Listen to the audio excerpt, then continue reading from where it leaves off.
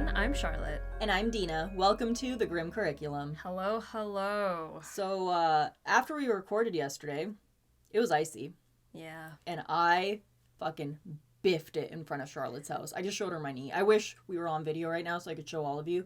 It's gnarly. It's pretty rough. And you said that it swelled all up and everything. Yeah, it feels better now. So, I've got that going for me. But, dang, it's treacherous out there, folks. Yeah, Be careful. Watch your step out there on the ice. If you're in the Edmonton area, then you might have seen yesterday, I think it was, we had an extreme fog warning and a freezing mist advisory. That's scary. That's like Silent Hill shit, but Canadian. Very much so. Anyway, I know we always talk about the weather, but it seems to be a hot topic in Alberta these days. Because it's grim, Charlotte. It's so grim out there. Oh, it is. But today, we have a truly badass story for you. It involves a mother's love, the hunt for justice, and the cartel. Today, we will be covering the story of Miriam Rodríguez Martínez, a woman on a mission. Miriam's life was turned upside down when her youngest daughter, Karen, was kidnapped and murdered by the cartel.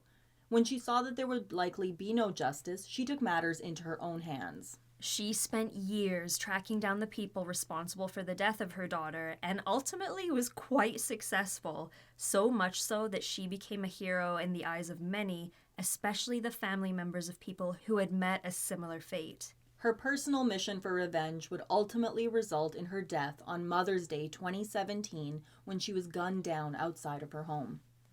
Our story begins at 4 a.m. on January 24th, 2014. I feel like no good thing happens at 4 a.m. Do you know what I mean? No, when the phone rings at 4 a.m., it's never a good thing. No. So Miriam received a phone call from her oldest daughter, Azalea. She explained that Karen had been kidnapped by the Los Zetas drug cartel. As it turns out, 2 trucks pulled up beside her while she was driving. A group of armed men forced their way into her car and drove off with her. They then took her to the Rodriguez home and bound her with rope. The plan was interrupted at one point when a friend of the family stopped by to do some scheduled maintenance on the car that they had. Sadly, he wasn't able to save Karen, but would later prove to be a valuable witness. Karen would never be seen alive again. Initially, Miriam was told that if she paid the ransom of $77,000, her daughter would be returned to her unharmed. Karen's loved ones wanted her back desperately, and they took out a loan. This was such a common thing that banks in the area actually offered loans specifically for this reason. Holy shit. Talk about giving you a pill to numb the pain, but not solving the problem. Right? Oh my god. The family was instructed to drop the money off at a local clinic and then wait for further information at a graveyard. They fully expected to see Karen again soon. It's never going to be good when they want to meet you in a graveyard. No, I feel like that is a very ominous foretelling of the possibility of the future. Sadly, they did not return her daughter. Desperate for answers, Miriam reached out and asked for a member of the cartel to meet with her so that she could find out some more information. Shockingly, someone agreed. The man told her that he would give her the answers she wanted in exchange for $2,000. Miriam was desperate and agreed to pay the fee. When she gave them that money, they demanded $500 more. The man gave her absolutely nothing to go off of except this name, Sama. The friend of the family was able to confirm that Sama was involved. He had seen him that day at the house. Miriam spoke to Azalea and told her that she believed Karen was dead. Many would have accepted this terrible tragedy and attempted to rebuild their lives. But Miriam, as it turns out, was not that kind of lady. Instead, she vowed to get revenge on those responsible for her daughter's death. Not only that, Miriam swore that she would make it happen herself. She was no stranger to the danger of the cartel. In 2011, Los Zetas had murdered nearly 200 people on one occasion, many of whom had been kidnapped from buses, and surrounding ranch areas had been turned into mass graves. So we'd like to take a sidebar here and talk about this particular event for a second, because it's truly horrifying. From March 24th to 29th, numerous buses were hijacked and those aboard were kidnapped. The women on board were tortured, sexually assaulted, and then killed. Men who were considered able-bodied were given weapons and forced to fight to the death. The winners were recruited into Los Zetas as hitmen. Then they'd send them on missions where they were to target members of rival gangs and shoot them on sight.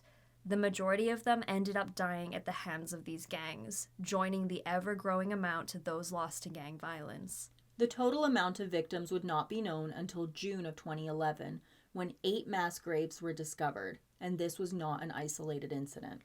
Miriam's son Luis had relocated to Ciudad due to this, but Karen stayed behind to continue her education. She also worked with her mother at their family business, and the two were very close. To me, this story really boils down to how far we would go to protect our loved ones and family. In my eyes, Miriam was an absolute hero, and I'm shocked that more people don't know this story. Cody and I were just talking about it before recording, actually, because he had asked who we were covering today, and I told him Miriam, and he said, you know, I think if anything ever happened to Buffy, that he would definitely go on a revenge mission for her. Right? Like, I mean, you think about how far you would go for your family, and this is someone who, she didn't just talk about it, like, she did it. Oh yeah, she definitely did. Miriam changed her entire appearance by cutting her hair and dyeing it bright red. She started her search online through social media, and soon enough, she found Sama on Facebook and began looking through his friends list. She saw a woman who he was interacting with often and noticed that she was wearing a uniform for an ice cream store. She went full Greatest Detective Dark Knight on this shit. Oh yeah, she was deep sea diving for information. Miriam found the store and began waiting outside. One day, Sama arrived to see his friend. Rather than confront him directly, she followed him home. Now she had 2 pieces of information, his first name and his address, and she went from there.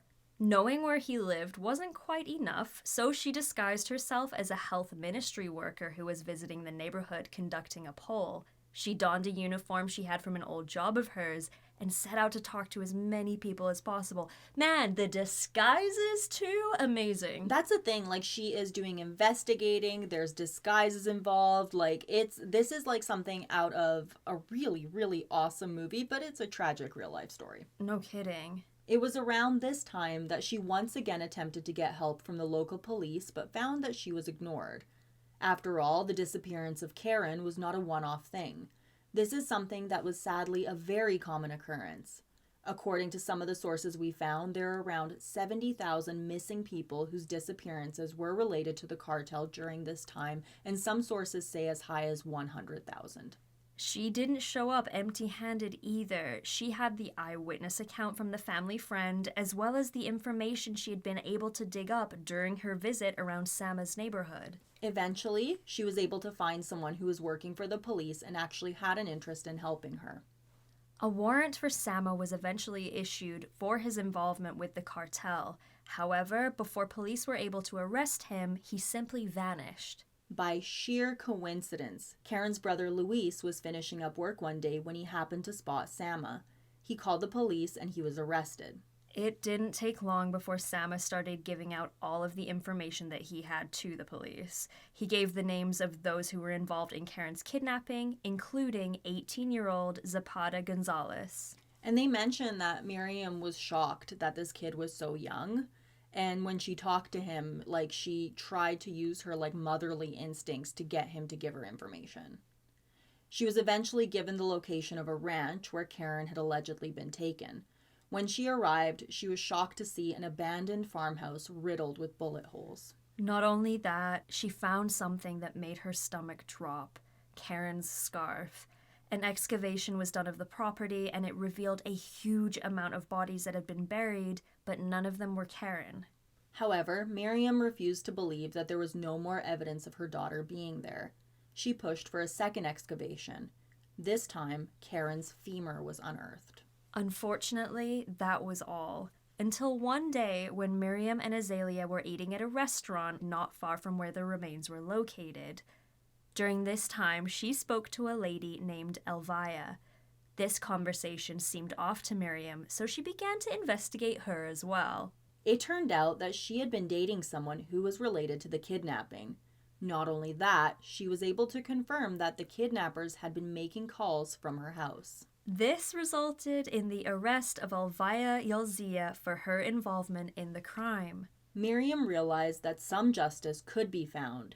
However, it would be up to her to track down the rest of those that were part of her daughter's murder. She developed a method for finding them.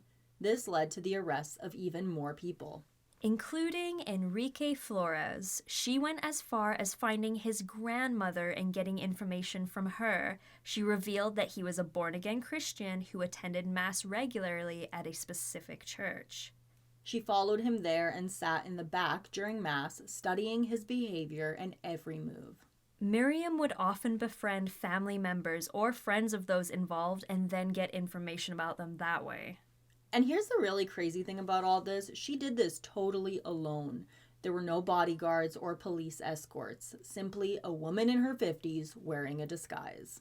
I think, in part, at the very least, the reason she was able to sort of go unnoticed is because if you've seen a picture of Miriam, she genuinely just looks like a normal mom. Yeah, she looks like a mom. So she just blends right in, and with like a little bit of a change to her hair or her makeup or her outfit, she just becomes a different mom. So she doesn't stand out, and she works that to her advantage. On another occasion, she followed a well-known florist to the border of Texas and Mexico. She knew that he was involved in some way.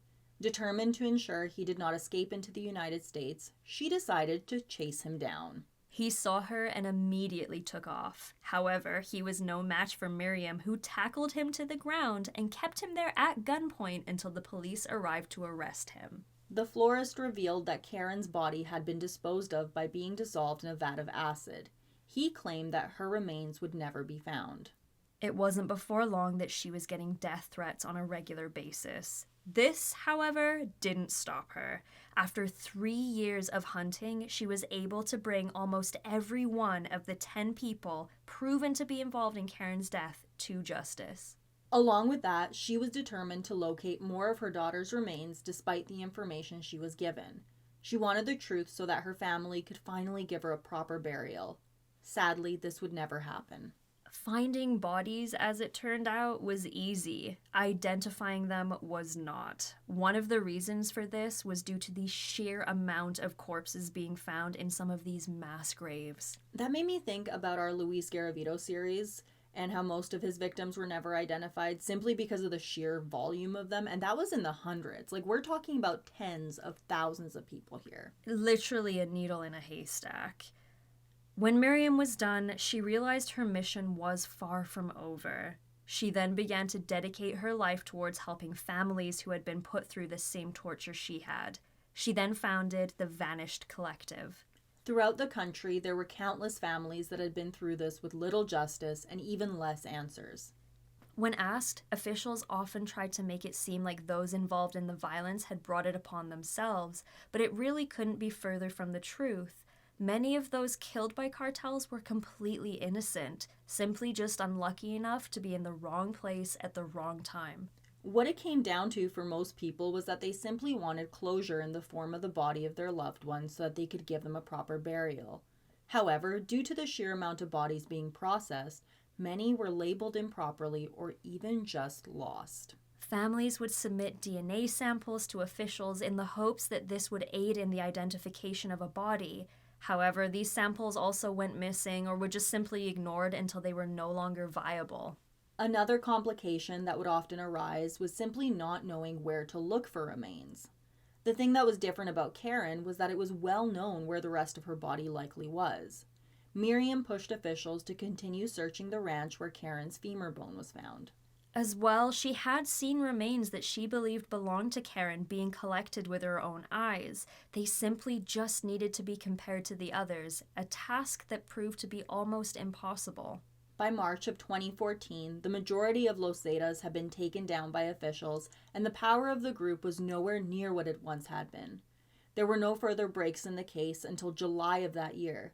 3 ribs were located near the spot the femur was found.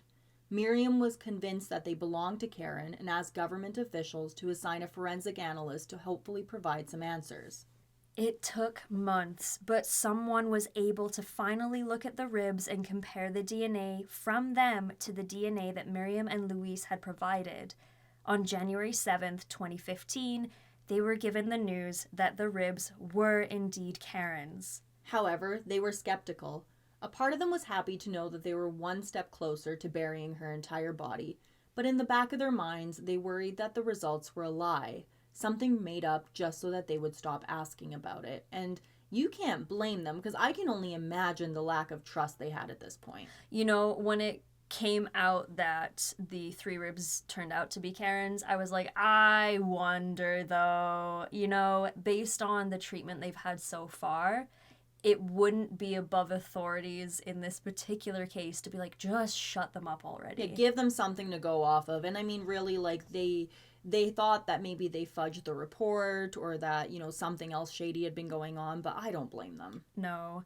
Miriam explored her options further and found that in some cases, family members were allowed to get DNA results from various sources.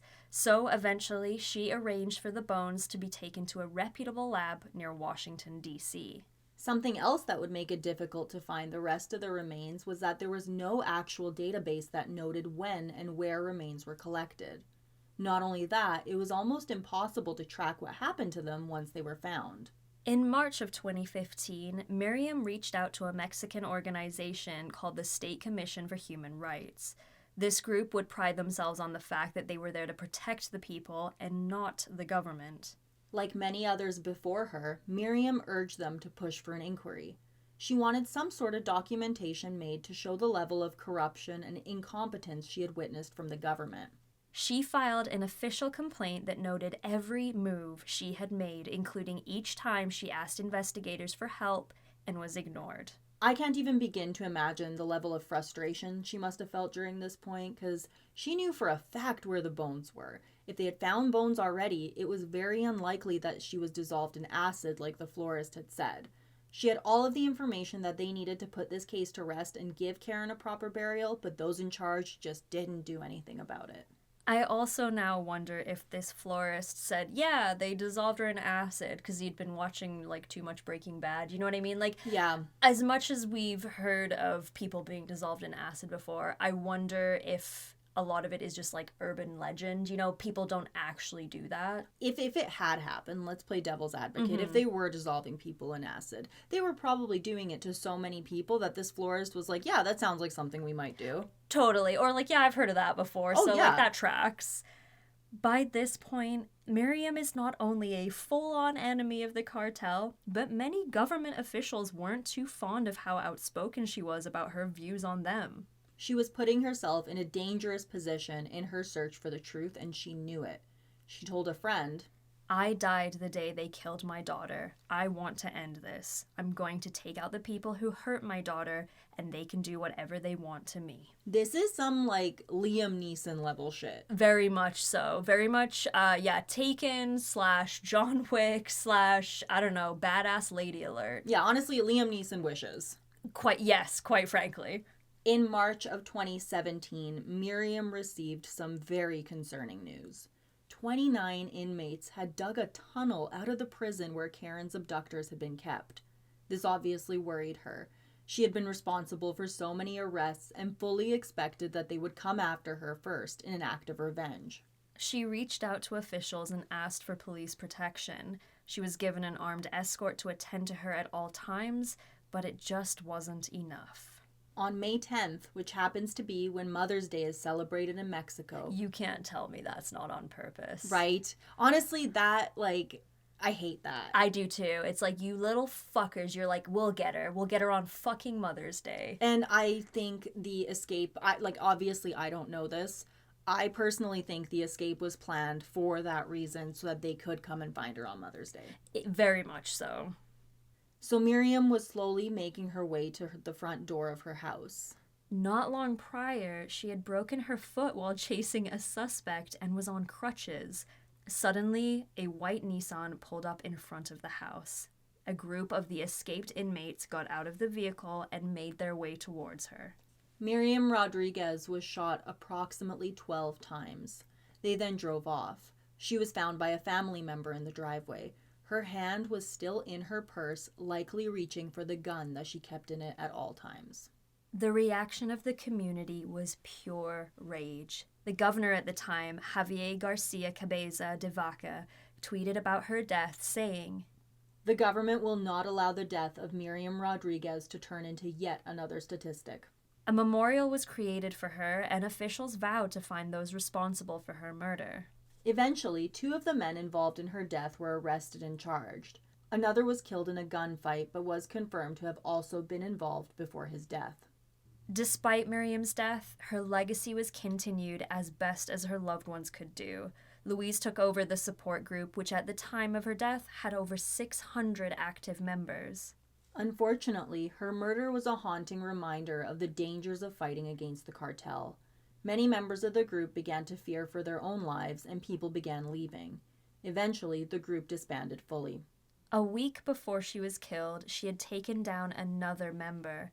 Not only that, a month after her death, a woman was arrested thanks to a tip she had given months prior. I think that's honestly amazing because, yes, they were able to quote-unquote stop her by ending her life, but even in death, she was taking these motherfuckers down. And that is the story of Miriam Rodríguez. Badass extraordinaire. Yeah, really. How you feeling about this? I'm very sad that they got her in the end, but what a force of nature she fucking was. That's a mother, man. That is someone who loved, and someone took away her child, and she was out there to get them, and she did not stop. Even after she died, she didn't stop. I don't know if you've seen, there's a video, it's kind of a meme on TikTok, and it's a bunch of moms being interviewed whether or not they would kill for their child. And it's so funny how some moms are like, "You're fucking rights, I would." And some moms are like, "Oh my God, I would never." And it's like, Miriam was not one of the second ones. No. I mean, Miriam didn't kill, but she fucking tracked those bastards down. Honestly, she would have if she could have, I feel like. I think in those final moments, how they said she was likely reaching for the gun in her purse, she would have killed them to protect herself.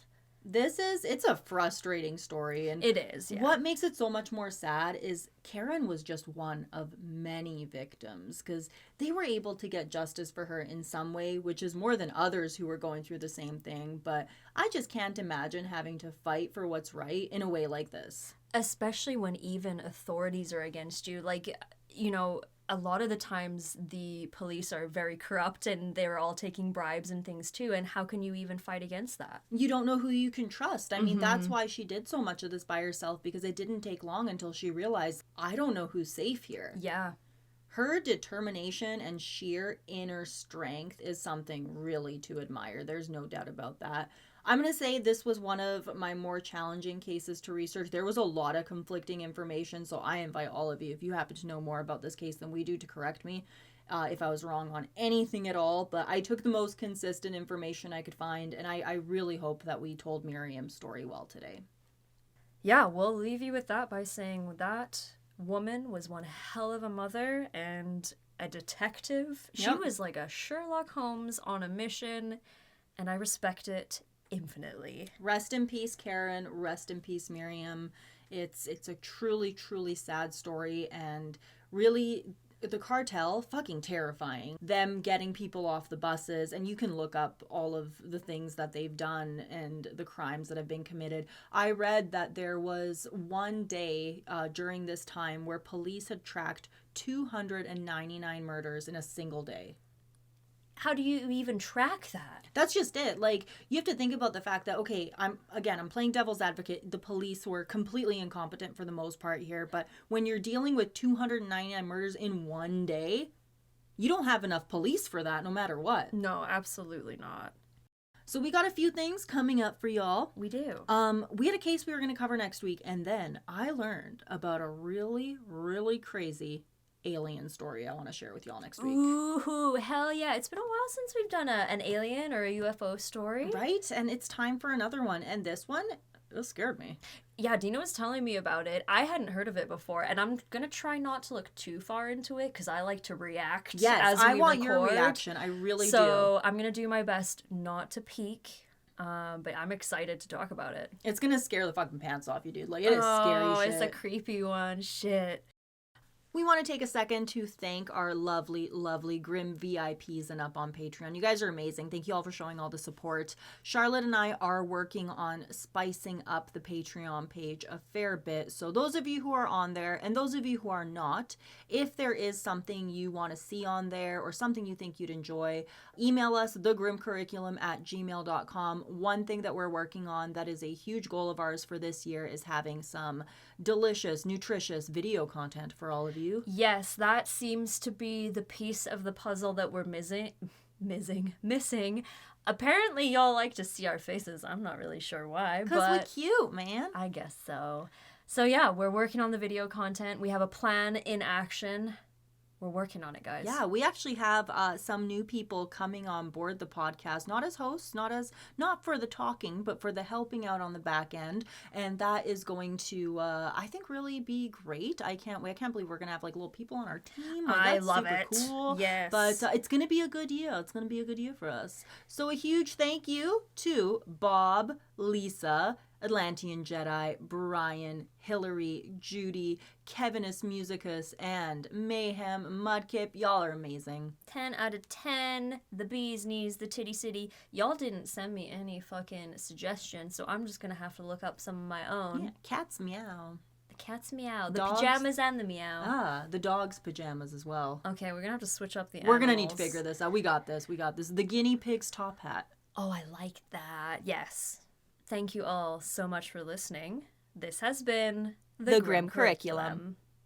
Today I have a fact to share with you. I think it's grim. I was very upset when I heard it. Oh.